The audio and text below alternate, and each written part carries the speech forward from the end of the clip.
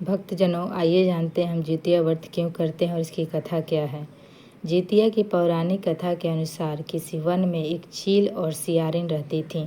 दोनों में गहरी दोस्ती थी और वे हर काम को मिल बांट के किया करती थीं। एक बार कुछ महिलाएं जंगल में आई जो जीविका पुत्र व्रत की आपस में बात कर रही थी। चील के मन में इस व्रत के बारे में जानने की जिज्ञासा हुई। वह महिलाओं के पास गई और उनसे व्रत के बारे में पूछने लगी। महिलाओं ने जितिया व्रत के विधान के बारे में चील को सारी जानकारी दी। चील ने जाकर इस व्रत के बारे में अपनी मित्र सियारिन को बताया, जिसके बाद दोनों ने जितिया माता का व्रत और पूजन करने का निर्णय लिया। चील तथा सियारिन ने जितिया माता का व्रत का संकल्प लिया और शाम को पूजा की, लेकिन पूजा के बाद ही चील और सियारिन को भूख लगने लगी। सियारिन को भूख बर्दाश्त नहीं हुई और वह जंगल में शिकार करने चली गई। सियारिन जब मांस खा रही थी तब चील ने उसे देख लिया और उसने सियारिन को बहुत डांट लगाई।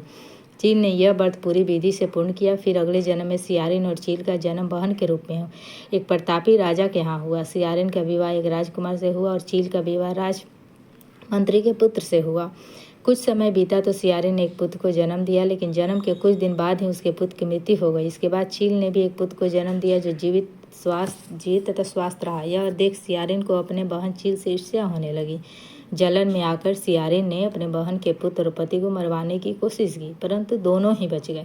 एक दिन देवी माँ सियारिन के सपने में आई और उन्होंने सियारिन से कहा, यह तुम्हारे पूर्व जन्म के कर्म का फल है। अगर तुम अपनी परिस्थिति ठीक करना चाहती हो तो माँ जितिया का व्रत और उपासना करो। प्रातःकाल उठकर यह सपने के बारे में सियारिन ने अपने पति को बताया। सियारिन के पति ने यह सुन सियारिन को व्रत करने के लिए कहा और उसकी बहन चील से माफ़ी मांगने को बोला। इसके बाद सियारिन ने चील के घर गई और उसकी अपनी गलतियों की माफ़ी मांगी। सियारिन को उसकी गलतियों पर पछतावा देखकर चील ने उसे माफ़ कर दिया। अगले साल जब जितिया व्रत पड़ा तो यह व्रत सियारिन और उसकी बहन चील दोनों ने एक साथ रखा। माता जितिया ने प्रसन्न होकर सियारिन को पुत्र प्राप्ति का आशीर्वाद दिया। कुछ दिन बाद ही सियारिन ने एक सुंदर बालक को जन्म दिया। इसके बाद दोनों बहन प्रेम भाव से खुशी खुशी रहने लगे। इस तरह यह व्रत सालों से चली आ रही है। इस व्रत के दो और कथा भी होते हैं महाभारत काल में।